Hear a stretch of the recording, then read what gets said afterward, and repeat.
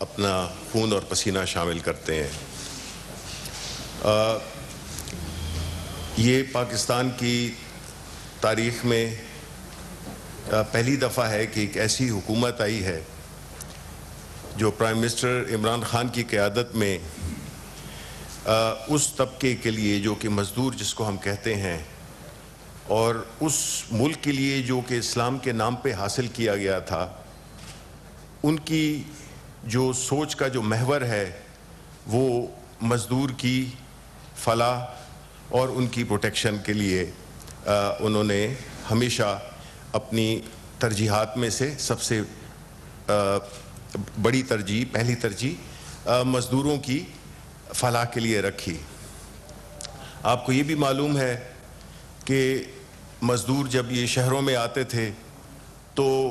کبھی ان کو دہاڑی ملتی تھی، کبھی ان کو نہیں ملتی تھی۔ تو پرائم منسٹر عمران خان نے اسلامی فلاحی ریاست کے اصولوں اور روح کے مطابق ایک ایسا پروگرام تشکیل دیا جو کہ اس وقت یہ کرونا وبا آئی بھی نہیں تھی۔ وہ ایسا ایک سسٹم بنایا جس میں کہ مزدور جو کہ اپنا گھر بار چھوڑ کے شہروں آتا تھا اور سڑکوں سے اٹھا کر اس کو ایک ایسی اس کو ریاست کا مہمان بنا دیا۔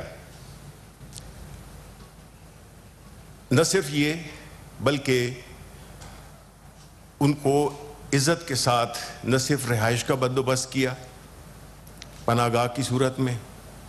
اور اس کے ساتھ جڑے ہوئے لنگر خانے جس سے کہ وہ 2 وقت کی روٹی بھی کھا سکتا ہے، اور وہ مزدوری یا وہ دہاڑی جو اس کو ملتی تھی وہ اس کی بچت بھی ہوتی تھی، اور وہ اپنے خاندان کو بھیج کر اپنے بیوی بچوں کا پیٹ بھی پالتا تھا۔ صرف یہی نہیں، پرائم منسٹر عمران خان کی حکومت نے جو صحت کے حوالے سے، کیونکہ صحت ایک ایسا مسئلہ ہے جو کہ کسی کو دیکھتا نہیں، اور نہ وہ یہ دیکھتا ہے کہ وہ غریب ہے کہ امیر ہے،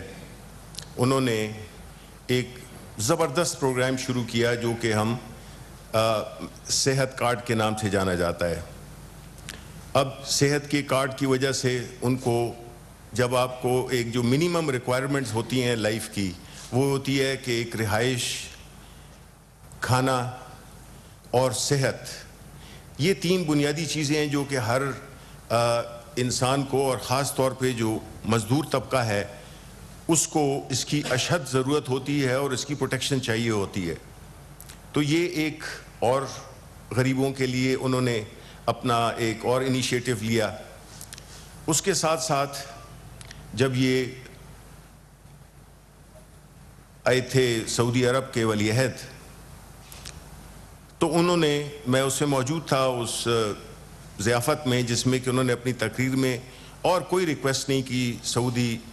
ولی عہد سے، بلکہ ان سے صرف یہ کہا کہ ہمارے مزدوروں کا آپ خیال رکھیں۔ ہم ان کی دل سے یہ آواز نکلی کہ آپ ہمارے مزدوروں کا خیال رکھیں اور ان کی فلاح بہبود کا بھی خیال رکھیں، اور نہ صرف یہ کہ جو سعودیہ میں جو جیل میں پڑے مزدور تھے ان کا رہائی کی بھی ان سے ریکویسٹ کی، جو کہ اللہ تعالیٰ کے فضل سے وہ کئی ہزاروں جو مزدور جو کہ سعودی عرب کے جیلوں میں پڑے ہوئے تھے ان کی واپسی بھی ممکن بنائی۔ اسی طرح ملیشیا سے اسپیشل جہاز بھیج کر ان کو واپس لائے۔ اور جو کرونا کے بعد جو صورتحال پیدا ہوئی جس میں کہ سب سے زیادہ بوجھ اور تکلیف وہ پڑی اس طبقے پہ جس کا کہ آج دن ہے، وہ ان کی جو ایک پروٹیکشن تھی، جو ان کی جو ایک دہاڑی، جو ان کی مزدوری، اس سے وہ بالکل محروم ہو گئے۔ تو اس کی وجہ سے سب سے پہلے جو ہے تو ان کو یہی احساس، ان کو یہی اس چیز کا خدشہ تھا کہ ان کا کیا ہوگا، یعنی کہ عمران خان کی جو بھی پالیسی رہی ہے اس کا جو محور ہے وہ مزدور ہی رہا ہے۔ انہوں نے احساس پروگرام کے تحت پہلے تو ان کے لیے 200 ارب کا پیکیج دیا، پھر اس کے ساتھ احساس پروگرام کے لیے کے ذریعے 12,000 روپے ان مزدوروں تک، ان غریب لوگوں تک بڑے ٹرانسپیرنٹ اور بڑے آرگنائزڈ عزت نفس ان کی برقرار رکھتے ہوئے وہ ان تک پہنچائے۔ نہ صرف یہ بلکہ انہوں نے جو مالکان ہیں، جن کی صنعتیں ہیں، جن کی کاروبار ہیں، ان کو بھی اس بات پہ راغب کیا کہ اگر آپ مزدوروں کی تنخواہیں دیں گے تو آپ کے لیے بھی ہم کئی مراعات دیں گے، جس کی وجہ سے آپ یہ کر سکیں کہ آپ غریبوں کی اور مزدوروں کی خاص طور پہ مدد کر سکیں۔ غرض یہ کہ جو پرائم منسٹر صاحب کا جو ویژن ہے، جو اسلامی ریاست کا ایک بنیادی ستون ہے کہ کوئی غریب بھوکا نہ سوئے، اور اس چیز کو اچیو کرنے کے لیے انہوں نے جتنے بھی اقدامات کیے وہ مزدور کی بھلائی اور فلاح کے لیے کیے۔ تو میں آپ کو یہ بتانا چاہتا ہوں کہ ہم نے یہ کبھی بھی نہیں دیکھا کہ ایک پرائم منسٹر جو کہ ایک درد دل رکھتا ہو اس محروم طبقے سے، اس سب سے ایک جسے ہم کہتے ہیں ولنریبل سیگمنٹ آف سوسائٹی، جس میں کہ اس کا کوئی والی وارث ہوتا نہیں ہے، تو ریاست کو اس کا والی وارث بنایا اور جو بھی اقدامات کیے وہ اسی ڈائریکشن میں کیے۔ اس کے علاوہ جو انہوں نے جو بھی اقدامات کیے ہیں وہ اسی سوچ کو ذہن میں رکھتے ہوئے کیے، اور جس کا کہ ہم اگر چاہتے تو یہی جو فنڈز کی تقسیم ہے یہ اپنے سیاسی جو ہمارے ایم این ایز ہیں، ہمارے ایم پی ایز ہیں، یا ان کے ذریعے کرتے تو شاید یہ خدشہ پیدا ہوتا کہ شاید ہم نے اپنی پارٹی کے لوگوں کو نوازا ہے۔ تو خان صاحب کا جو ویژن تھا وہ یہی تھا کہ اس کو بغیر کسی سیاسی فائدے حاصل کرنے کے ہم نے ایک ایسا میکنزم ڈیوائس کرنا ہے جو کہ بڑے ٹرانسپیرنٹ اور منظم طریقے سے ان تک یہ رقوم پہنچائی جائیں۔ ہمارا ابھی بھی یہی ہے، اسی وجہ سے ہم پہ کچھ کرٹیسزم بھی ہوا، کچھ انڈسٹریز ہم نے کھولیں، اسپیشلی کنسٹرکشن انڈسٹری، اور کنسٹرکشن انڈسٹری ہم نے کسی ایسے طبقے کے لیے نہیں رکھی جو کہ آلریڈی بہت ہی مراعات یافتہ ہیں۔ یہ خان صاحب نے کیا اس لیے کہ اس سے جو سب سے زیادہ جو افیکٹ ہوگا وہ مزدور کو ہی ہوگا، کہ اس کو دہاڑی ملے گی۔ وہ کنسٹرکشن میں سب سے زیادہ آپ کو پتہ ہے کہ مزدور کا رول ہوتا ہے، اور اسی طرح فیکٹریز میں بھی ہوتا ہے، ہر جگہ پہ ہوتا ہے۔ تو اس بات کو مدنظر رکھتے ہوئے جو لاک ڈاؤن کا جو ایک سمارٹ لاک ڈاؤن کا جو ایک کانسیپٹ دیا، جس میں کہ ہم پہ کرٹیسزم بھی ہوا، لیکن جب آپ کے لیڈر کی سوچ ایک اس طبقے کی طرف ہو جو کہ وہ انہی کے بارے میں سوچتا ہو کہ ان کو کیسے جو ہے تو 2 وقت کا کھانا اور عزت کے ساتھ ان کو کوئی ایسی فیسلٹیز دیے جائیں۔ یہ مناظر آپ دیکھ رہے ہیں وفاقی دارالحکومت اسلام آباد سے، جہاں پر وزیر اطلاعات و نشریات شبلی فراز اپنی پہلی پریس کانفرنس کر رہے ہیں، میڈیا سے گفتگو کر رہے ہیں، اور بالخصوص آج کا جو ٹاپک ہے وہ یوم مزدور، یوم مئی ہے، اور وہ کرونا وائرس سے اس کو ریلیٹ کر رہے ہیں صورتحال کو، کہ سب سے زیادہ جو بوجھ پڑا ہے وہ مزدور طبقے پہ پڑا ہے، کیونکہ کرونا لاک ڈاؤن کی وجہ سے مزدور اپنی دہاڑی سے محروم ہو گئے ہیں۔ اور ساتھ ہی انہوں نے بتایا کہ وزیر اعظم کتنا درد رکھتے ہیں مزدور طبقے کا، اور مزدور طبقے کے لیے 200 ارب روپے کا پیکج دے چکے ہیں۔ احساس پروگرام بھی اس سلسلے میں ایک بڑی اہم کاوش ہے، اور اس کے ذریعے 12,000 روپے مستحقین کو دیے جا رہے ہیں۔ ساتھ ہی وزیر اطلاعات یہ بھی فرماتے ہیں کہ وزیر اعظم نے جتنے بھی اقدامات اٹھائے ہیں وہ مزدور کی بھلائی کے لیے کیے گئے ہیں۔ مزدوروں کے لیے پروگرام تشکیل دیے ہیں تاکہ وہ اپنا مشکل وقت بآسانی، نسبتاً آسانی سے گزار سکیں۔ تو یہ وزیر اطلاعات شبلی فراز کی پریس کانفرنس ہے جس کے اندر وہ تذکرہ کر رہے ہیں۔ یہ پروٹیکشنز مل سکیں، سوشل پروٹیکشنز مل سکیں، ان کو ایک تحفظ مل سکے، اور ساتھ ہی ساتھ ان کے لیے ہم کاروبار کے لیے بھی اپرچونٹیز دستیاب کریں۔ تو مجھے بڑی خوشی ہے کہ میں ایک ایسی پارٹی کا حصہ ہوں اور ایک ایسے لیڈر کا ورکر ہوں جو کہ صدقے دل سے جو ہے تو مزدور طبقے کے لیے سوچتا ہے، اور ہم صرف اپنے آپ کو پرائم منسٹر صاحب نے تقاریر تک محدود نہیں رکھا، بلکہ انہوں نے عملی اقدامات اٹھائے ہیں جو کہ اس طبقے کو پروٹیکشن دے سکے. تو بس آج کے حوالے سے تو میں یہی آج بات کرنا چاہتا تھا، اور اگر آپ کے جو بھی سوالات ہوں تو اس کے لیے میں حاضر ہوں. سب سے پہلے تو آپ کو نیا کلندر ملا ہے. آج ڈیفینیٹلی آپ کو مزدوروں کی بات کی، مزدوروں کا آدمی دن ہے، قلم کے بھی مزدور ہیں، ان کی بھی مشکلات ہیں، اور انہی کے آپ وزیر ہیں. تو ان کی مشکلات کم کرنے کے لیے کیا آپ کے پاس کوئی عمل یا کیا سوچا آپ نے؟ دیکھیں جی، اس میں کوئی شک نہیں ہے کہ جو ہمارے جو میڈیا کا جو رول ہے، اور جو میڈیا کے جو ورکرز ہیں، میڈیا میں جو ایکٹیویٹی میں جو انوالو ہیں، وہ ظاہر ہے کہ ہماری منسٹری اور میرے اپنے بھی دل کے بہت قریب ہیں، بیکاز آپ ہی لوگ ہیں جو کہ ہماری باتیں آگے تک پہنچاتے ہیں. ایک تو جو آپ کے جو میڈیا کے ہم نے یہ دیکھا ہے کہ پچھلے کئی عرصے سے ان کا جو ہے جو فائنینشیل سچویشن ہے وہ کافی دگردوں ہے. تو حکومت نے نیگوسیشن کے ساتھ جتنے بھی بقایا جات تھے میڈیا کے حوالے سے، ان کی جو امپلائیز کی جو تنخواہیں تھیں خاص طور پہ، اور ہمیں اس بات کا، جس طرح ہم نے کہا ہے کہ ہمارا محور ہوگا وہی کہ کیا ہو کہ یہ نہیں ہے کہ کسی ایک خاص، بیکاز یہ ایک ویلیو چین ہے کہ اس میں اونرز بھی آتے ہیں، اس میں ایڈورٹائزنگ ایجنسیز بھی ہیں، اس میں جو امپلائیز ہیں میڈیا ہاؤسز کے وہ بھی آتے ہیں. تو ہم کس طرح سے ایک میکنزم ڈیوائس کریں جس سے کہ کسی کی بھی پیمنٹ جو ہے تو وہ اس کو کوئی دوسرا نہ لے جائے. تو وہ ایک ہم بڑے منظم ایک میکنزم ہم بنا لیے ہے، اور انشاءاللہ آنے والے دنوں میں آپ دیکھیں گے کہ ہم آپ کو پروٹیکٹ کریں گے، آپ کی سیلریز کو بھی پروٹیکٹ کریں گے، اور ہر وہ اقدام کریں گے، بیکاز اس کے سوا جو ہے تو آپ چل نہیں سکتے، اور آپ اپنے پروفیشن پہ فوکس بھی نہیں کر سکتے. تو انشاءاللہ آپ کی جو بھی ایشوز ہیں وہ ہم بالکل اس کو بڑے احسن طریقے سے، آپ ہمارا حصہ ہیں، ہم آپ کا حصہ ہیں، تو ہم اس کو بڑے اس سے احسن طریقے سے اس کو ہم ریزالو کریں گے.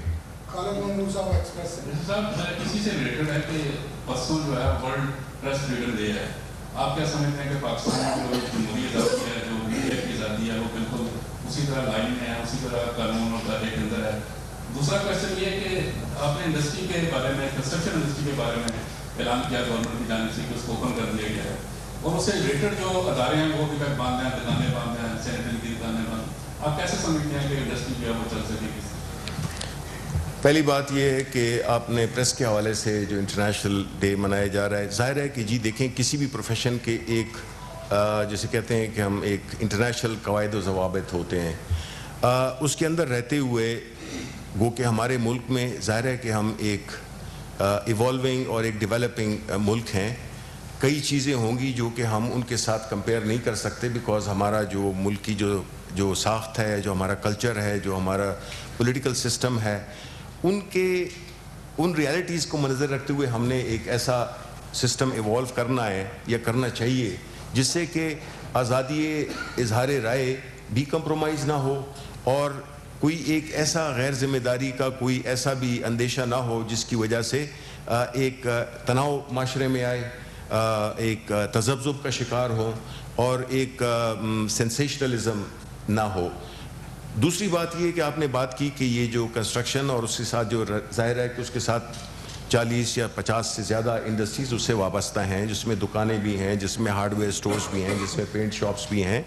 اس سب پہ کل اس پہ ہماری بات ہوئی تھی. اور یہ جو ہے بنیادی طور پہ آپ کو پتہ ہے کہ ایک کنسٹرکشن میں ایک سٹیج ہوتا ہے جس میں کہ اس کو آپ گرے سٹرکچر کہتے ہیں،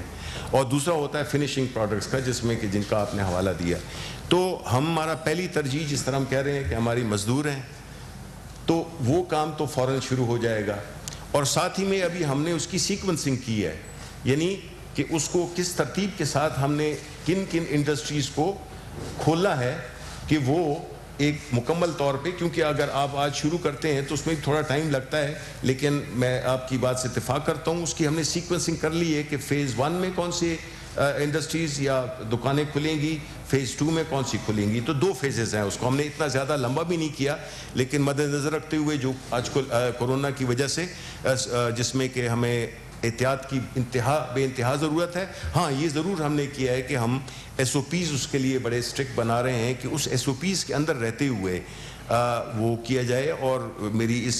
आपकी वसातत से ये भी रिक्वेस्ट है पाकिस्तानी अवाम से कि उनको एहतियात का दामन हाथ से नहीं रह जाने देना चाहिए। इसमें ये एक ऐसी वबा है जो कि इसको हम लाइटली नहीं ले सकते। इन मजबूरियों के अंदर रहते हुए हमने अपना तरीक़ाकार वज़ा करना है कि हम किस तरह से एहतियात भी, जिसमें कि हमारी सेहत को और हमारे जो साथ वर्कर्स हैं या हमारे साथ लोग हैं, हमारी फैमिलीज़ हैं, वो भी मुतासर ना हो और कारोबार ज़िंदगी भी चलता जाए। बिकॉज हम अफोर्ड नहीं कर सकते हैं, क्योंकि जो सबसे पहला जो तबका इफ़ेक्ट होगा इसमें लॉकडाउन में, कंप्लीट लॉकडाउन में, वो यही है कि जो दिहाड़ीदार है, जो गरीब है, जो दुकानदार या छोटे कारोबार वाला है। तो इसी खान साहब का यही एक वो रहा है, तरजीह रही है कि वो उनकी हर जो भी पॉलिसी आप देख लें, उसका आपको जो बुनियादी जो उसका जो वजह होगी वो यही होगी कि किस तरह से मौके क्रिएट किए जाएं कि लोगों की सेहत भी कंप्रोमाइज़ ना हो और लोगों का कारोबार का भी जो आमदन है, दिहाड़ी है, वो भी चलता रहे। सबसे पहले तो मैं आपको खुशामदीद कहता हूँ, और आप एक ऐसे वालिद के बेटे हैं जिनका मैंने इंटरव्यू भी किया और उन्होंने हमेशा आवाज़ उठाई गरीब तबके के लिए, जिस तरह आपको अल्लाह ताला ने उनका एक मकाम दिया है। तो मेरी गुजारिश है कि बहुत सारे इस वक्त जो अखबार नवीस हैं इंतहाई बुरे हालत में, क्योंकि मैं खुद एक अखबार का एडिटर हूँ और बिजनेस टाइम्स में 30 साल से चला रहा हूँ। आप यकीन करें कि इतने बुरे हालात अपनी ज़िंदगी में कभी नहीं देखे। और ख़ास तौर पर जो हमारा जो रीजनल पेपर है वो बिल्कुल फार्म हो गया, उनकी तो बिल्कुल यानी कि वो समझे कि समोसे बेचने पे आ गए। तो इसके लिए आप कोई कंक्रीट स्टेप कब लेंगे? और दूसरा ये है कि जो लॉकडाउन है ये इसको कब यूज़ करेंगे, क्योंकि लोगों के बहुत बुरे हालात हैं।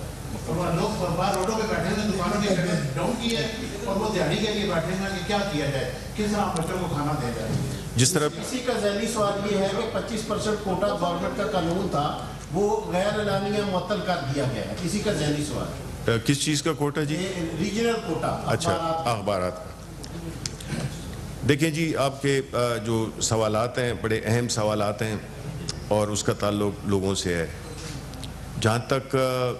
आपके अखबारात का ताल्लुक है, ज़ाहिर है कि अभी हम आए हैं, हमारी एक मुझे बड़ी खुशी है कि हमारी एक टीम है, बड़े उसमें तजुर्बाकार लोग उसमें शामिल हैं।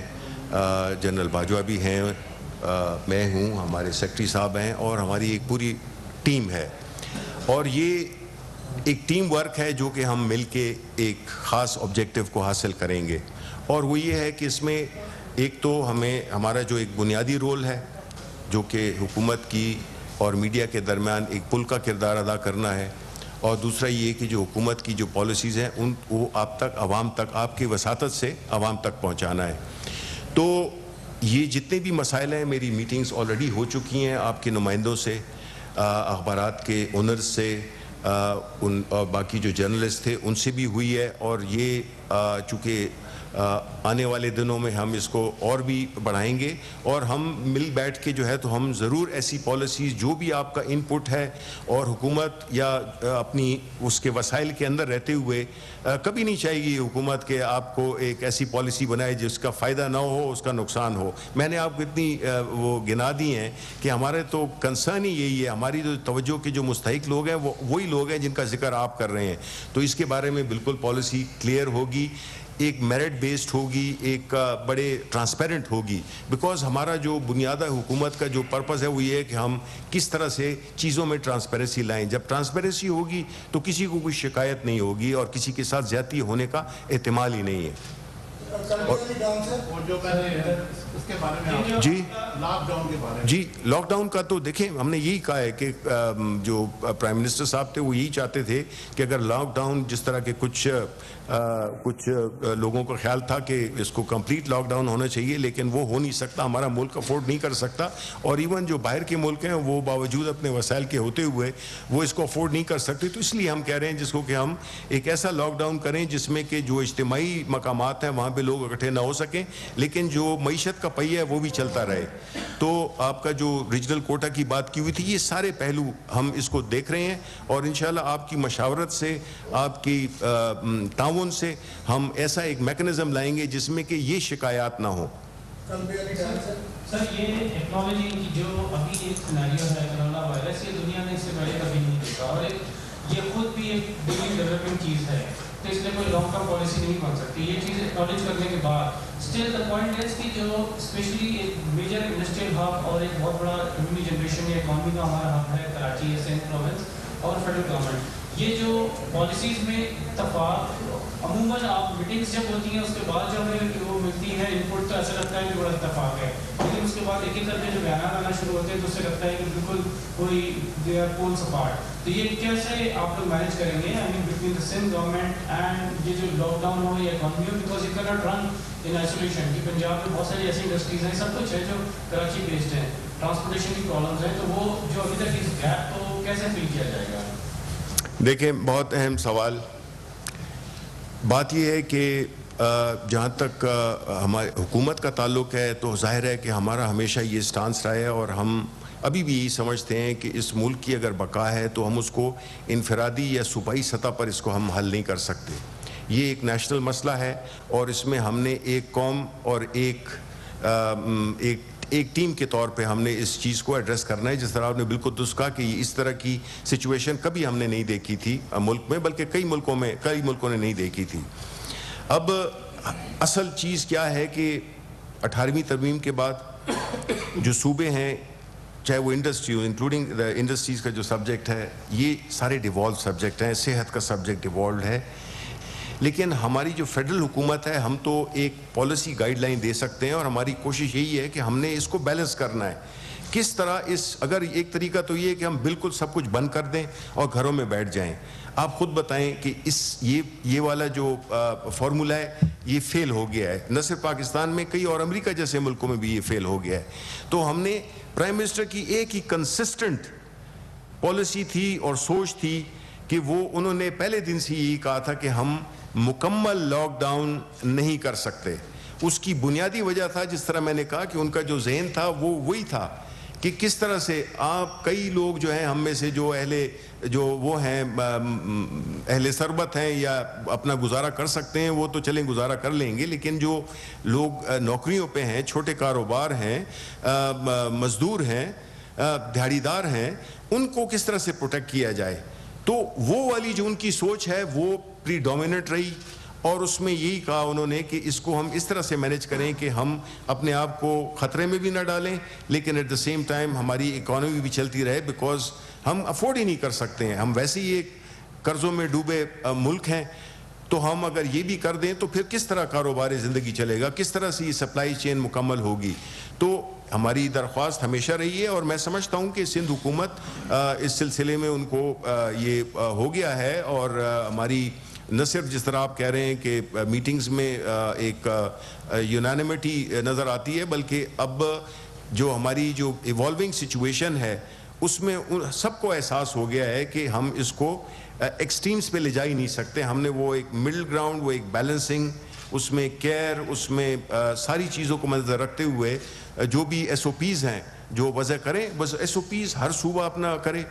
ہر انڈسٹری کے بارے میں علیحدہ ایس او پیز ہوں کیونکہ ہر انڈسٹری مختلف ہوتی ہے, دوسری انڈسٹری سے اس کی ریکوائرمنٹس ڈفرینٹ ہوتی ہیں.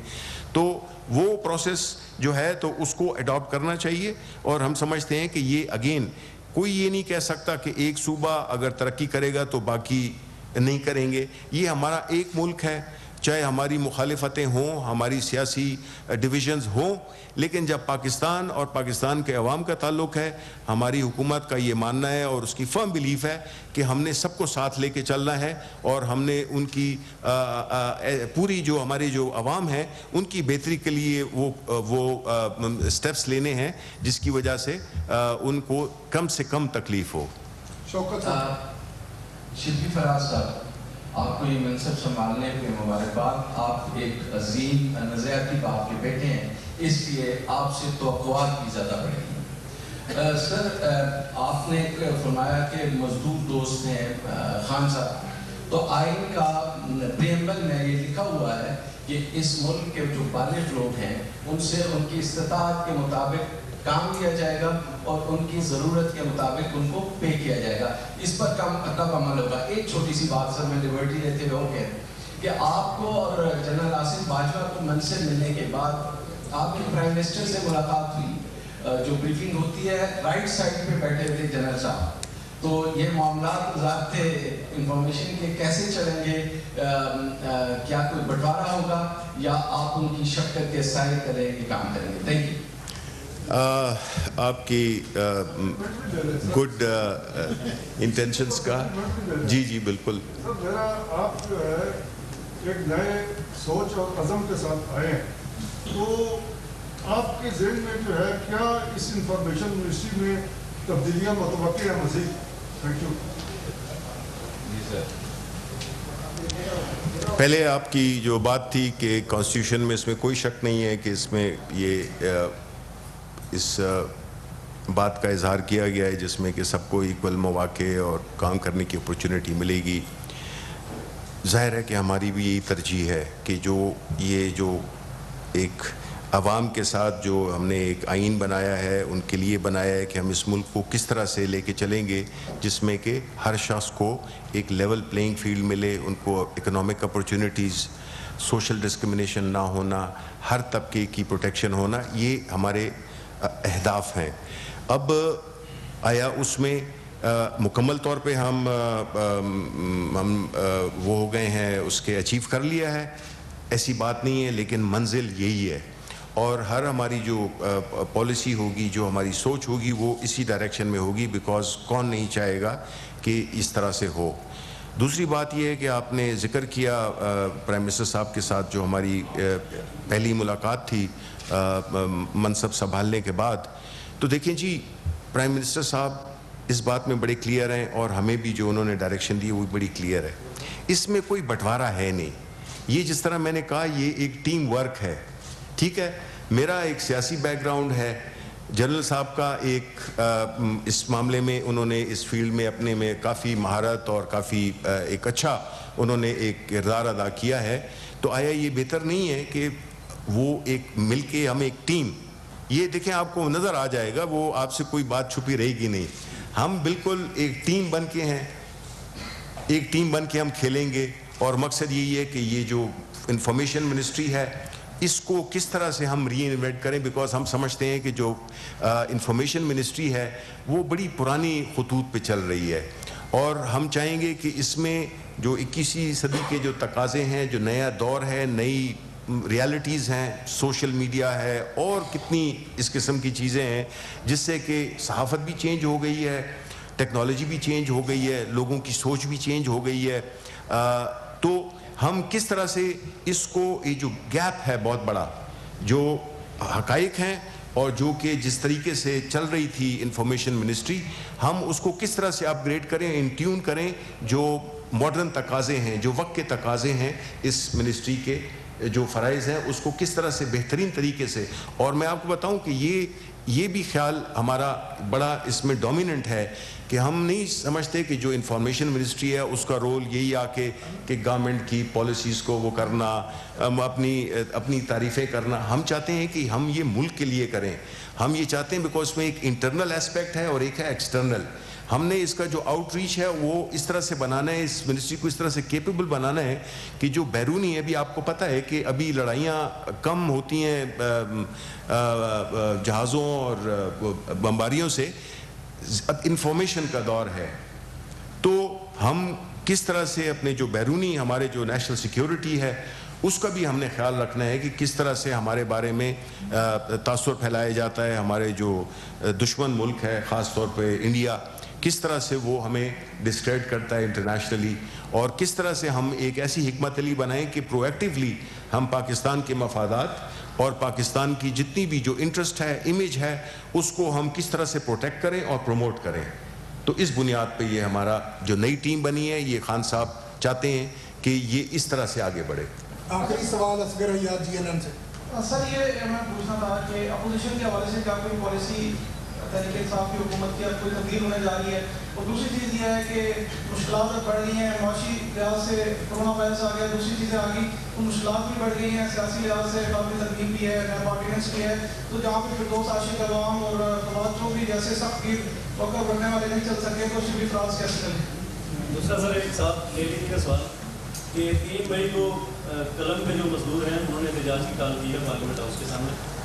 کیا آپ کی ان سے کوئی بات, کوئی احتجاج ہوگا؟ اور اس کے علاوہ شہر نامہ سے ہوں میں, اسلام آباد شہر نامہ سے,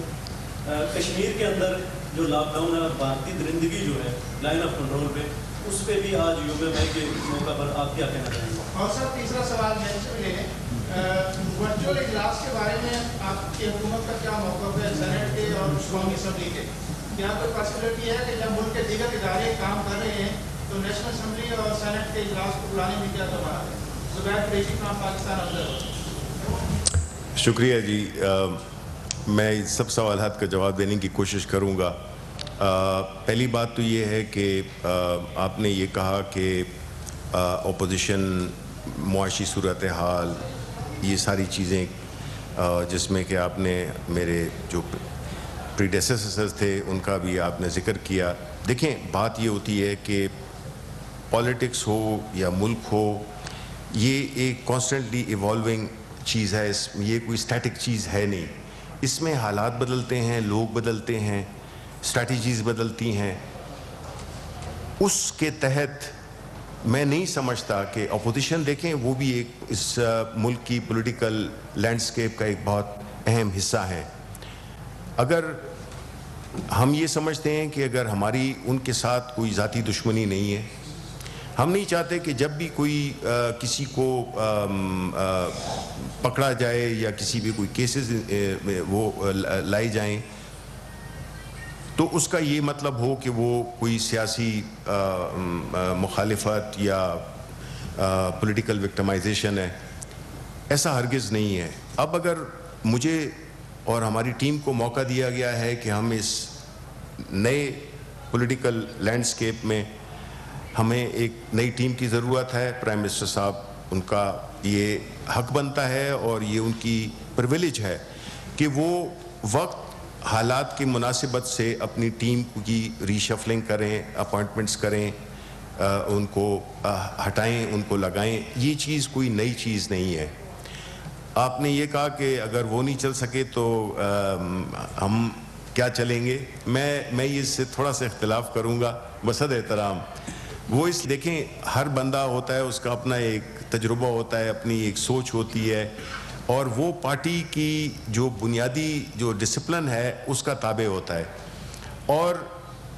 اگر میں سمجھتا ہوں کہ اگر میں پالیٹکس میں ہوں تو میں عمران خان کی وجہ سے ہوں. عمران خان سیاست میں نہ ہوتے, میں آپ کو یقین دلاتا ہوں میں بھی سیاست میں نہیں ہوتا, بیکاز میری فیملی کا تعلق ایک پولیٹیکل پارٹی سے رہا ہے. میرے لیے بہت آسان تھا کہ میں اسی پولیٹیکل پارٹی کو جوائن کر دیتا, لیکن جس طرح کے حالات تھے مجھے نہیں وہ اس چیز کا کبھی رغبت ہوئی کہ میں کسی سیاست کو یا کسی پولیٹیکل پارٹی کو جوائن کروں. اس لیے میں نے انتخاب پاکستان تحریک انصاف, جس کے لیڈر عمران خان تھے, ان کو میں نے جوائن کیا, اور جس کا کہ مجھے فخر ہے اور میں بہت ہی موٹیویٹڈ ہوں, کیونکہ میں نے ان کو بہت قریب سے بھی دیکھا ہوا ہے, جس طرح کے وہ سوچ رکھتے ہیں, جس طرح کے وہ دل رکھتے ہیں, ان دونوں سے میں بہت ہی متاثر ہوں. بات یہ ہے کہ اپوزیشن اپنا کردار ادا کرے گی, ہم اپنا کردار ادا کریں گے, یہ دونوں لازم و ملزوم ہیں. اپوزیشن مطلب ہے کہ میں ان کا ہر حق بنتا ہے کہ وہ ہماری پالیسیز کو, ہماری کوتاہیوں کو, ہماری غلطیوں کو وہ पिन पॉइंट कर सकें, क्रिटिसाइज कर सकें, ये उनका हक बनता है। ये किसी भी माशरे में मेरा ख्याल है, और ये एक इतना अच्छा अमल है जिसमें कि हमें भी अपने आप को बेहतर करने में मदद मिलेगी, और दूसरा ये कि एक चेक होगा हम पे हुकूमत वक्त पे। यही रोल है। हाँ, ये रोल हमने, मेरा ख्याल है आपको पता है कि अपोजिशन का रोल हमने बड़े दबंग तरीके से हमने ये किरदार अदा किया है, चाहे वो पार्लियामेंट हो चाहे बाहर हो, हमने इसका रोल अदा किया। और आप देख रहे हैं कि पाकिस्तान किस तरह से अब वो पाकिस्तान नहीं है जिसमें कि मैं ये कहूँ कि बस 2 पॉलिटिकल पार्टीज थी। तो हम एज ए थर्ड फोर्स बन के इसीलिए उभरे, इसीलिए लोगों ने हमें मुंतखब किया, बिकॉज वो शायद उस पुराने निज़ाम से तंग आ गए थे जिसमें कि शायद सिर्फ बारियां तब्दील होती थीं। तो ये हम पे एक बहुत बड़ा बोझ भी है, रिस्पॉन्सिबिलिटी भी है, और हम यही उम्मीद करते हैं कि अपोजिशन अपने जमहूरी उनके अक़दार के दायरे में रहते हुए, उसी तरह हुकूमत भी, हम इसको आगे लेके चलेंगे। तो मैं तो काफ़ी एक्साइटेड हूँ कि ये एक ऐसा रोल है जो कि ज़ाहिर है मेरी एक्सपर्टीज़ डिफरेंट हैं, लेकिन अगर आप सोच की बात करें तो उसमें बिल्कुल मुझे कोई कन्फ्यूजन नहीं है। मुझे बहुत क्लैरिटी है किसका क्या रोल होगा और किस तरह से हम इसको, और मैं उम्मीद करता हूँ आपकी वसातत से कि मैं ये भी उम्मीद करता हूँ कि मुझे पता है कोई इतनी हिस्ट्री अच्छी नहीं रही है इंफॉर्मेशन मिनिस्टर्स की, लेकिन मैं समझता हूँ कि मे बी अल्लाह ताला मुझे इसी गुडविल के साथ यहाँ से रुखसत करेगा जिसके साथ मैं यहाँ पे आया हूँ। गो कि एक बहुत मुश्किल काम है, एक बहुत डिमांडिंग जॉब है, लेकिन मेरे लीडर ने मुझ पर एतमाद किया है, मैं उस पर